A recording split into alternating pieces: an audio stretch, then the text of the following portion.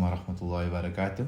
Walaikum salam. You are with Nadeem today, and this is a Koefiya Chronicles episode, one of our more exciting episodes.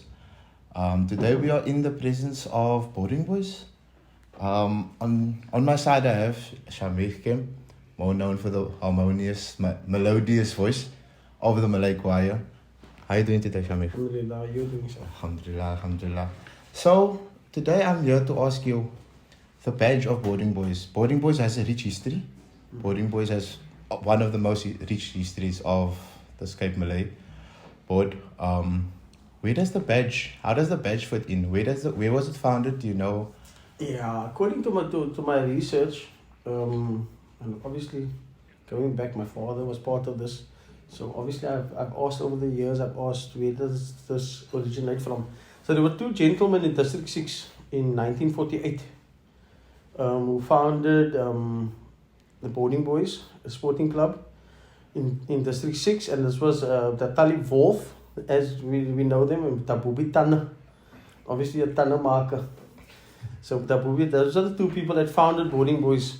And I think, if I can speak under correction, but according to the info that we've got, these people went back as buddies that belonged to a board. You know, that time the youth used to be at a boarding house, man.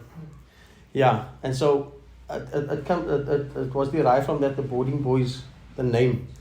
The badge was also because there were badges before, like in the Malay Choir, so they tried to design something close to what was around already.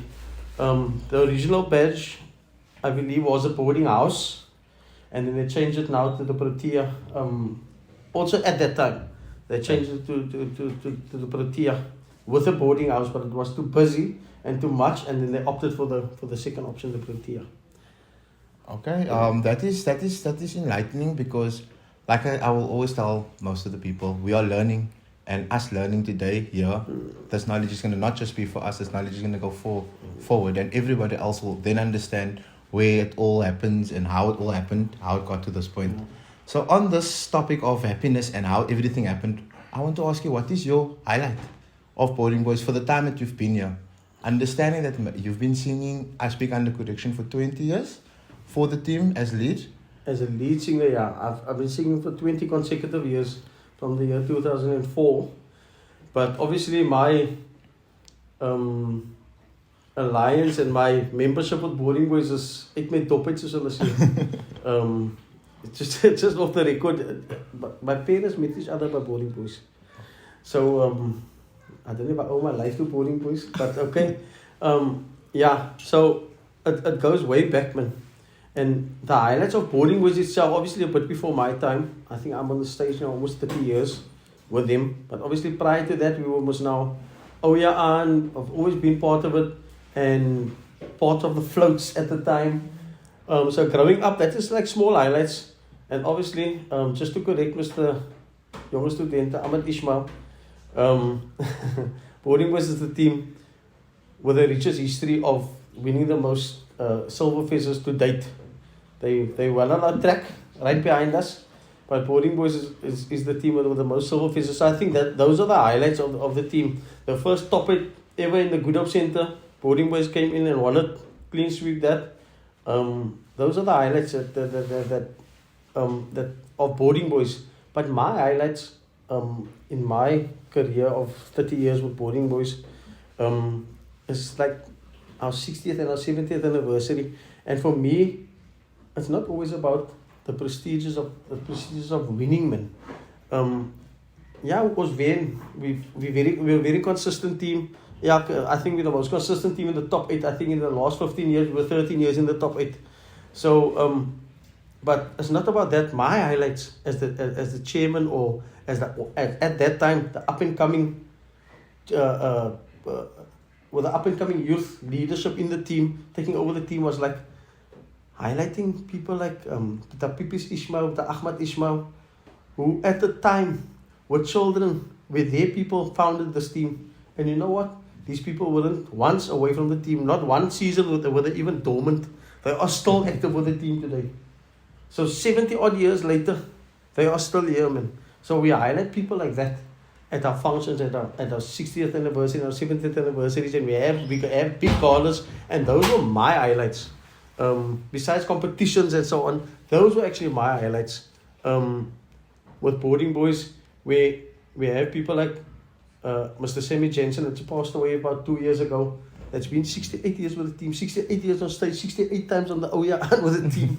So those are my highlights, man. And honoring such people. And to date, the Williams brothers, the Machadim, the Brema, they are still over the team. They're still active 60 years later, 50 years later. My father, 50 odd years.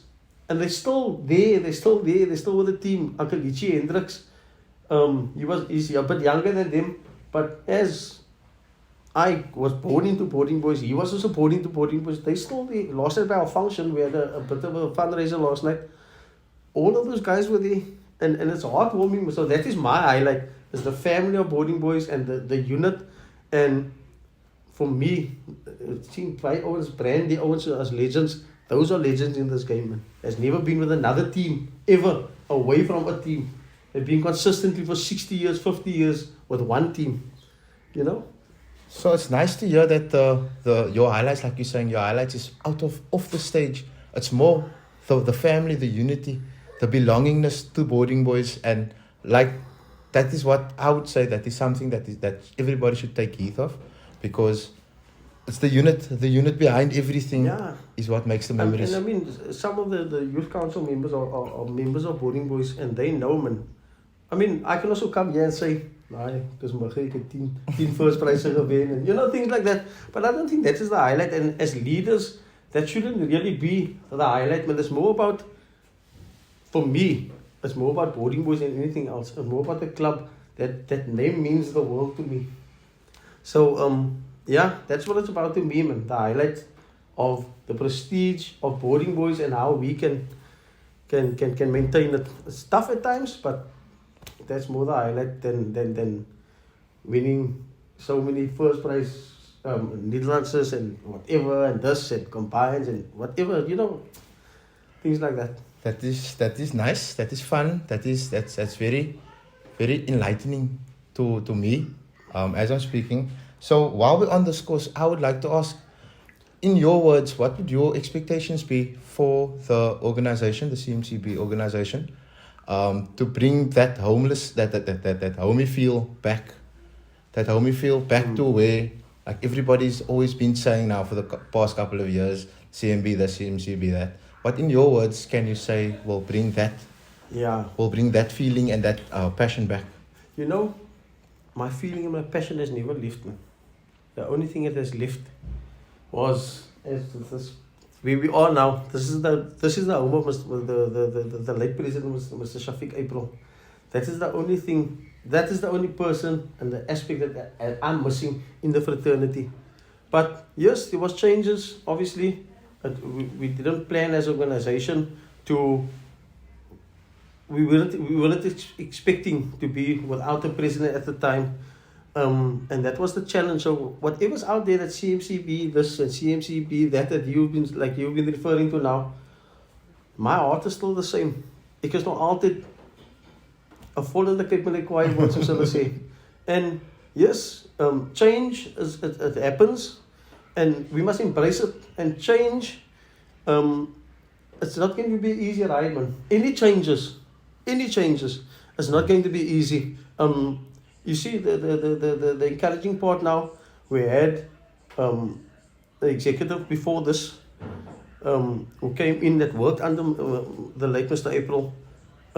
They took it out, and it couldn't have been an easy task, because I mean to be thrown in the deep end basically, and to still be able to field competitions, New Year's Eve parades and things like that.